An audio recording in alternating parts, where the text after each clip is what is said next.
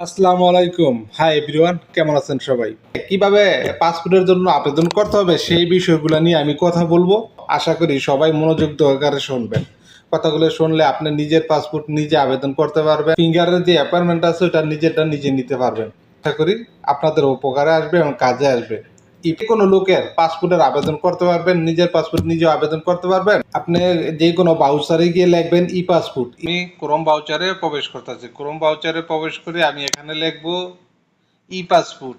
এই যে ই পাসপোর্ট এই যেমন লেখা আছে এখানে সার্চ করব।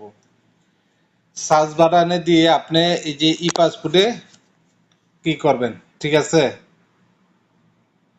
আবেদন করার জন্য ই পাসপোর্ট প্ল্যাটফর্মে প্রবেশ করবেন। প্রবেশ করার পরে এখানে লেখা আছে ডাইরেক্টলি অ্যাপ্লিকেশন অনলাইন, বুঝছেন? এটা আপনার এখানে আরো অনেক কিছু আছে।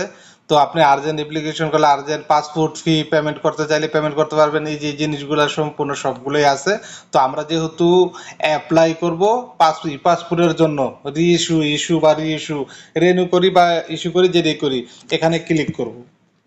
এখানে ক্লিক করার পরে যে আমি এখানে টাচ করলাম, ক্লিক করার পরে আমাকে নিয়ে যাবে প্ল্যাটফর্মের এই যে আপনি কি বাংলাদেশ থেকে আবেদন করতেছেন নাকি না কোন অন্য কোনো রাষ্ট্র থেকে আবেদন করতেছেন। যেহেতু আমি সৌদি আরব থেকে আবেদন করতেছি, আমি এখানে ক্লিক করব নো বাংলাদেশে। এখানে ক্লিক করার পরে এখানে কান্ট্রি সিলেক্ট করবেন। কান্ট্রি, যেহেতু আমি সৌদি আরব থেকে, আপনি যে দেশ থেকে আবেদন করতে চান ওই দেশের নামটা লিখবেন এখানে, ঠিক আছে? এখানে লিখবেন, লেখার পরে আপনার কোন, আমি যেহেতু জেদ্দা আছি, আপনি সৌদি আরব কোন মিশন থেকে, মানে কোন এম্বাসি থেকে করতে চান, রিয়াদে নাকি জেদ্দা? যেহেতু আমার কাছাকাছি জেদ্দা, আমি জেদ্দাতে আছি। জেদ্দাতে দিয়ে পর কন্টিনিউ দিলাম। কন্টিনিউ দেওয়ার পর এখানে আপনার ইমেল নাম্বার দিবেন, বুঝছেন?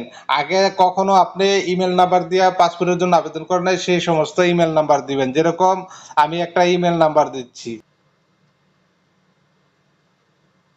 আমি ইমেল নাম্বার দেওয়ার পরে আমাকে নিয়ে আসলো আরেকটা ফাইলে। তো সেই ফাইলে আমাকে সম্পূর্ণ ফিল আপ করতে হবে। কি কি দিতে হবে আমি দেখাইতেছি। এখানে পাসওয়ার্ড দিতে হবে, রিপাসপোর্ট দিতে হবে, পাসওয়ার্ড দিতে হবে।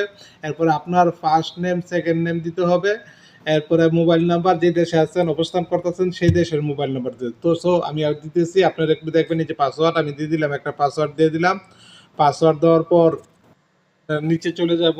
নিচে গিয়ে যে নাম লেখা আছে দেখবেন, গিভ নেম ইউর অপশনাল। আপনি অপশনাল এখানে দিতে পারবেন, না দিতে পারেন, কিন্তু আমি দিয়ে দিলাম নূর, আমার প্রথম নামের অক্ষর দিলাম, লাস্ট নামের অক্ষর দিলাম, দিয়ে দিলাম। দিয়ে দেওয়ার পর আমি কোন দেশ থেকে আবেদন করতেছি সেই দেশের মোবাইল নাম্বারটা দেব। মোবাইল নাম্বারটা দেবো, এটা দিতেছি আমি প্রথমত আমার একটা আইডি খোলার জন্য, পাসপোর্ট অধিদপ্তরের একটা আইডি। ওই আইডিটা খোলার জন্য আমি এইটা সেট আপ করতেছি। সম্পূর্ণ ফ্রি, একদম সম্পূর্ণ ফ্রি, কোনো